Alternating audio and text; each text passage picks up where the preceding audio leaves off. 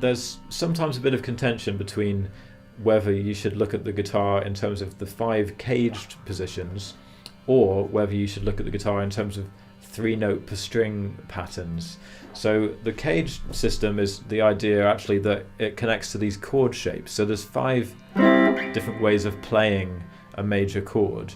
So if you start with a C, you can have a C open shape, so just the open position of C, and then you'll get an A shape, and there's a G shape, E shape, D shape, and then the C shape will come around again. So it's a C, A, G, E, D.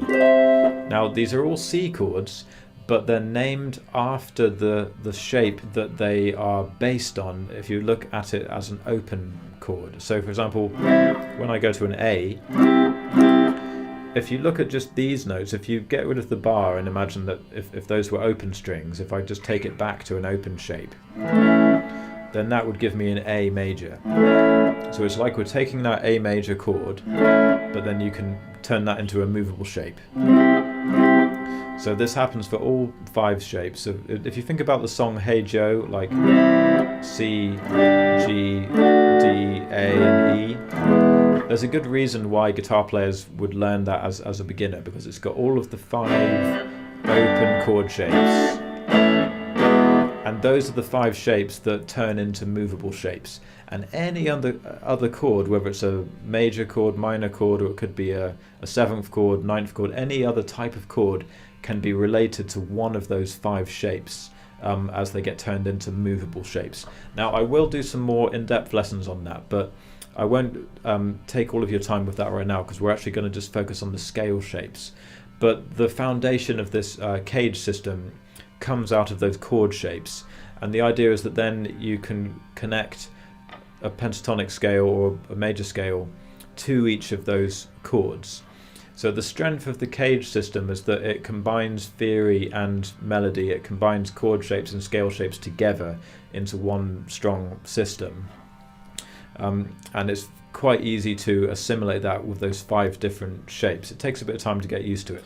So in terms of the caged scale shape, these are the standard shapes that you would have learned in other guitar books, for example. So for example, if you've got an A shape here, then you'd play a scale that's based around that chord shape. And if you had an E shape like this, you'd play the major scale based around the notes of that chord. So it takes that position of the guitar neck, the chord and the scale in the same position. So that would be an E shape chord, and this would be considered an E shape scale pattern. So the scale and the chord are kind of unified like that. With the 3-note per string, that's more of just a pure scale approach. It doesn't really relate to the chord. No, it doesn't relate to the chord shapes at all, actually, really, does it? Because what the 3-note per string system is that it has. You start on your root note, for example, C again, and you go 1, 2, 3 on that string, and then next string 1, 2, 3, next string 1, 2, 3, next string 1, 2, 3, and then top string. So what that does is that it tends to move your hand in more of a diagonal motion, because this is the 1, 2, 3, and then 4, 5, 6, 7, 1. So it's going up the scale, and it doesn't really think about, or rather you don't think about anything else apart from just the scale progression and just following the notes on each string and just doing 3 on each string. So it doesn't matter where you start. You could start the you could start it from the C here, 1, 2, 3, 1, 2, 3, 1, 2, 3, 1, 2, 3, 1, 2, 3, 1, 2, 3.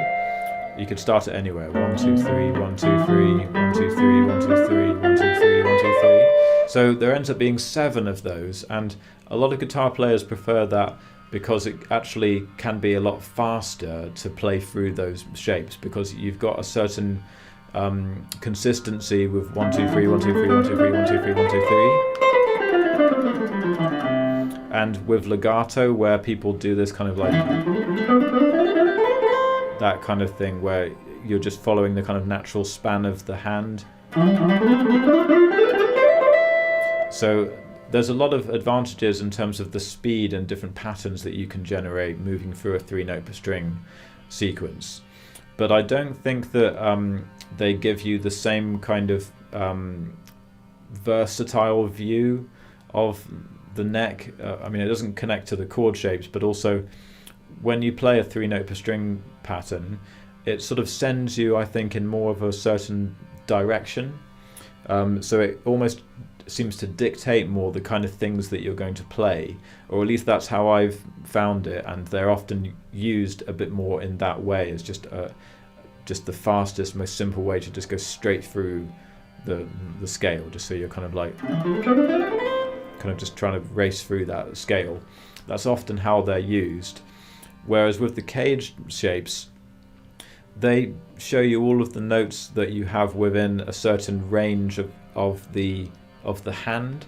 So you're more thinking about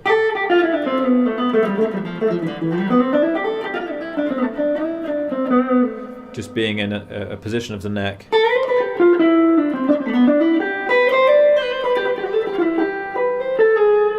and just thinking about the notes that you have in that spot. So I find that gives you a more versatile view of just looking at the different notes of the scale and then using different kind of movements in your hand. This also relates really strongly more to a blues method of playing, because if you've got the minor pentatonic as a framework, then you're playing things that are comfortable within that sort of range of movements. And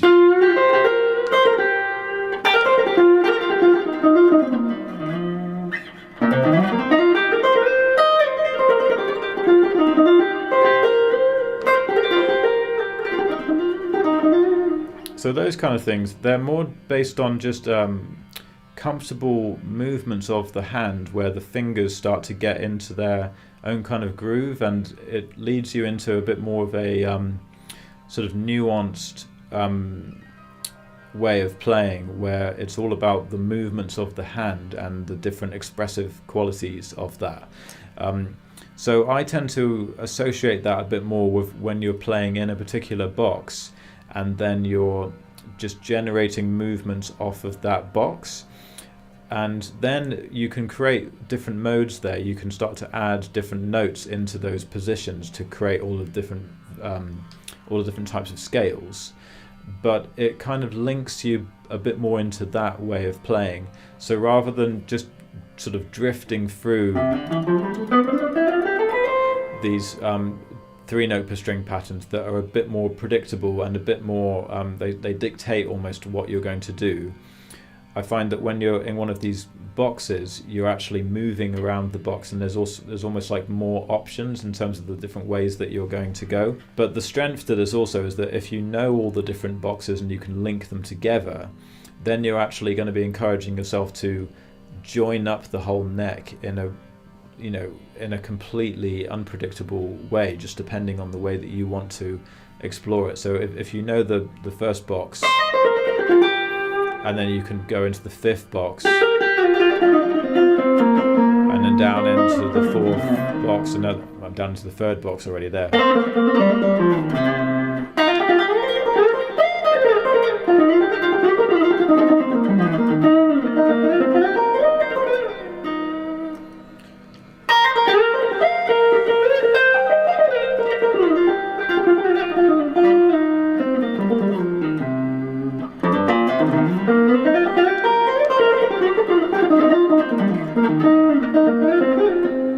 So if you know how to move between the different boxes, then you actually have a ton of different options, because you can be starting in one box and then just flow into another.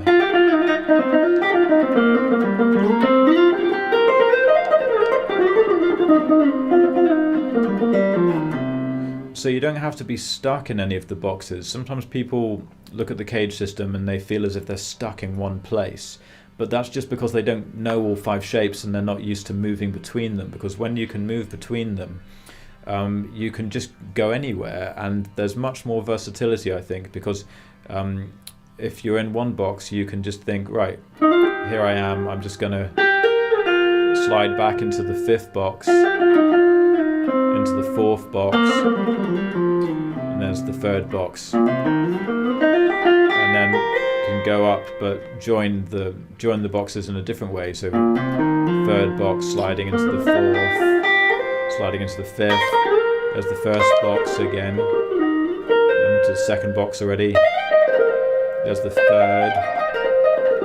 3rd box, 4th box, back to the 3rd and the 2nd and 1st and 5th and 4th, and then there's the 3rd. So I'm not even thinking that much about the different boxes, to be honest, because they're all just one thing by now. I've learned them as different boxes, but they just become all linked together, and each box will just give you something a little bit different, a little potential in each box.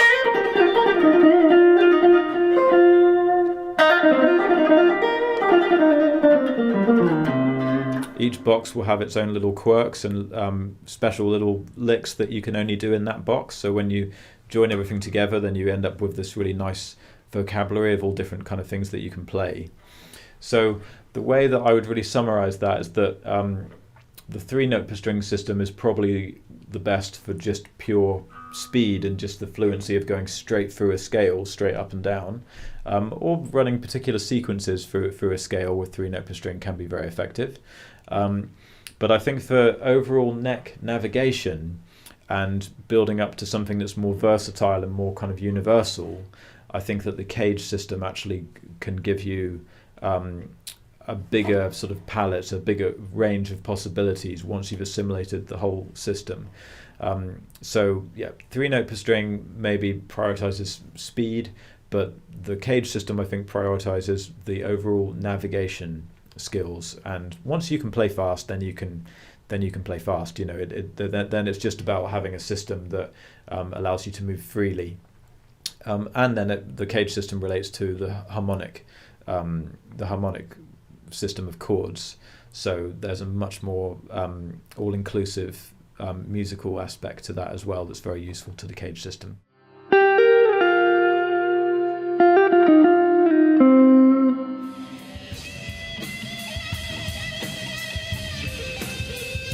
If you enjoyed this video and want to access my complete range of guitar courses and get exclusive new lessons every month, you can start a membership subscription now.